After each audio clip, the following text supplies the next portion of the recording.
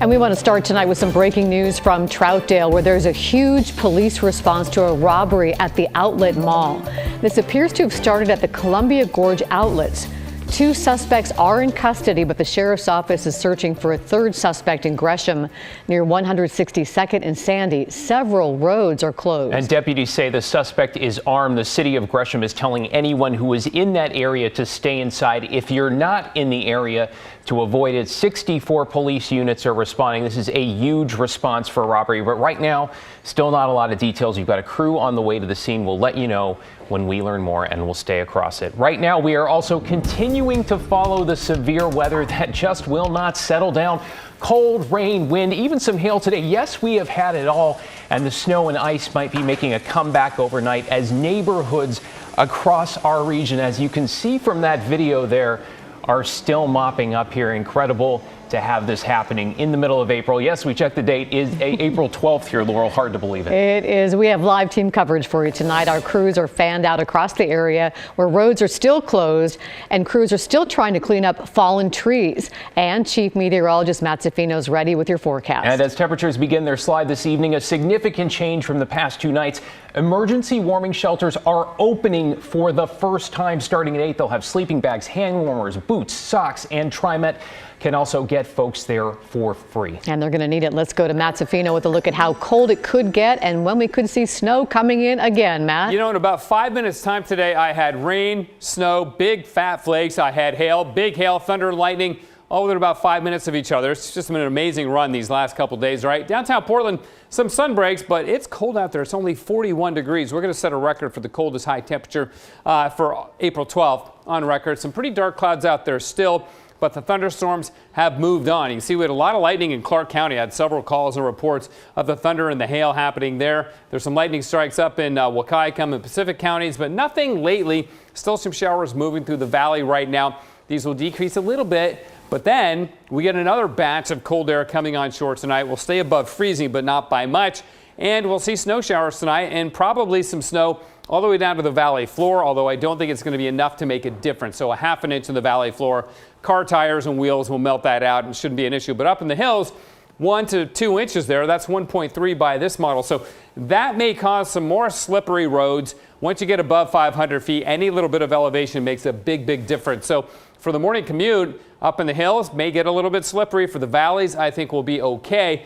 And, you know, it begs the question, what is possibly next? Well, again, we'll get a break in the afternoon, but we'll get another chance of thunderstorms tomorrow afternoon as our wild April weather continues, guys.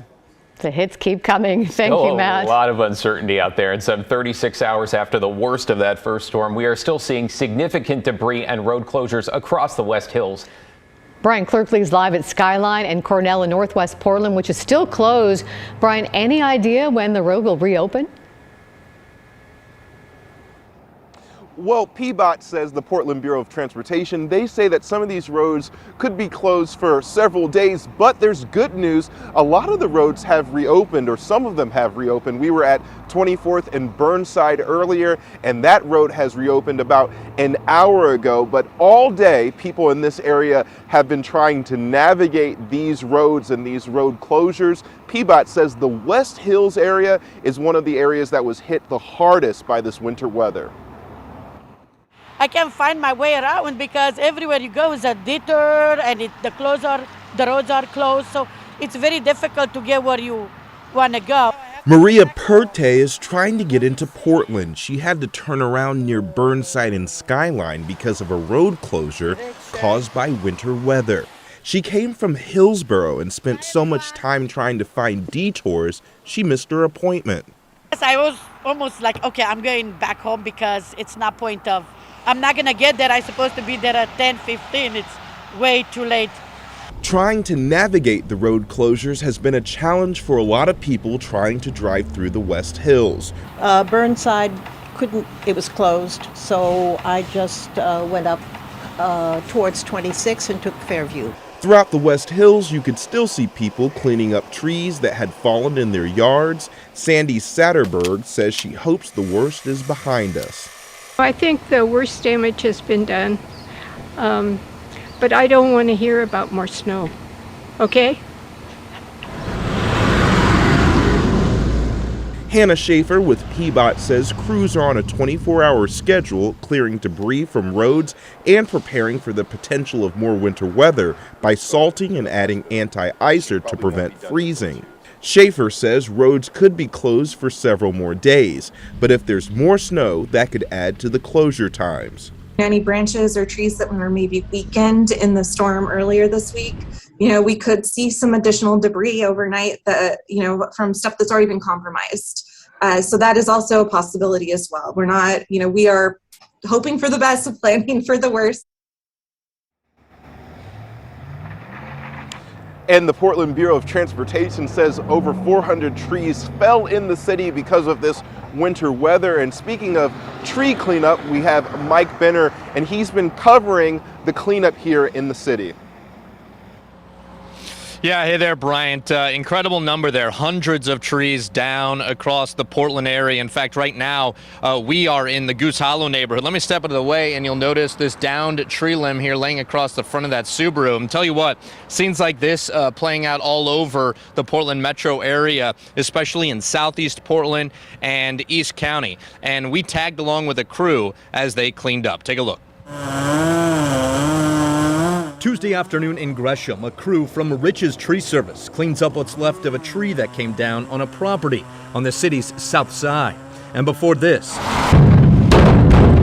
the crew was near Southeast 35th and Belmont in Portland, where a tree came down on a house. It was about 32 inches in diameter, so fairly big tree. Caleb Gillum says he and his team have been extremely busy since Monday morning. Most of the calls involving snow-packed tree limbs coming down on houses, decks, and cars. Yeah, we've been getting a massive influx in calls over the past couple of days, so we don't have enough guys to keep up with it. So, fortunately, Rich's Tree Service isn't the only company in town. We spotted this crew working near Southeast Cesar Chavez and Ankeny, and the owner and head arborist at Bud's Expert Tree Care sent us these photos of his team hard at work, also in Southeast Portland. None of this comes as a surprise to Gillum. This area was hit pretty hard. This is the southeast area. Hit pretty hard, but it's pretty much seeing damage throughout Portland. And in the coming days, we may see even more trees coming down, with the possibility of more snow. If you see low-hanging branches or whatever, stay clear of those if they got weight on them. Even if you had a way to like knock some snow off or something with a stick or broomstick or something. That's what I do at my house, keep those branches from breaking. Yeah, some good advice there from Caleb Gillum. And here's some more advice. Be patient. These crews are busy, and they're working hard, and they will get to you as soon as they can. David and Laurel. Boy, I love that suggestion. I'm going to get out there with the broom and get the snow off my tree branches. Just never know, right? Thank you, Mike. And talk about patience and crews working hard. So are the power crews. Meanwhile, there are still thousands of people who don't have power tonight as a result of Monday's storms. And Portland General Electric is working hard to fix about 273 power outages. That's about 5,000 people without power. And there are a handful of outages for Pacific Power and Clark Utilities. Glad to see the numbers are coming down. And as tonight's snow makes its way in, we will be across it for you with continuing coverage on air and on KGW.com. You can also download the KGW mobile app to get the latest forecast and updated headlines throughout the day and night. Meanwhile, many families are getting ready to travel or host get-togethers for the holiday weekend coming up. And while it may feel like things are starting to get back to somewhat normal state, with the weather as an exception, COVID is still around. Right, so we sent our Christine Pitowanich to check in with health experts on your Easter or Passover plans. Christine, what did you learn? Good evening, David, Laurel. Yeah, I spoke with Dr. Peter Graven at OHSU. He's the one who produces the COVID forecasts for the state of Oregon. So for the last couple of months, case rates have been on the decline, but now that's starting to change. The Easter holiday weekend is almost here, which means family and friends may be getting together. While COVID restrictions have loosened, health officials say case rates are starting to tick up here. The same is true in nearly half the country. We are seeing signs of some increase. So I think, we are probably going to have another sort of wave now. But OHSU's lead data scientist, Dr. Peter Graven, who provides COVID projections for Oregon, says this next wave involving the Omicron BA.2 subvariant could be different. it is more transmissible than the previous one, but your immunity will hold from if you've been previously infected with BA1, and if you've been boosted recently, it should have some protection. The Omicron BA2 subvariant has become the dominant strain in the U.S. In the Northeast, Philadelphia just reinstated its indoor mask mandate due to increasing cases. Back in the Northwest, BA2 is dominant in Washington, and Dr. Graven says that's the case in Oregon, too. I guess what I'm expecting is probably a doubling to a tripling in case rate over the next month or two. But Graven says that's not necessarily cause for panic, since BA2 doesn't seem to be causing a surge of hospitalizations. If infections are happening and people are able to take care of them at home, that's usually a good sign that we've done our things, including getting vaccinated and other preventive measures.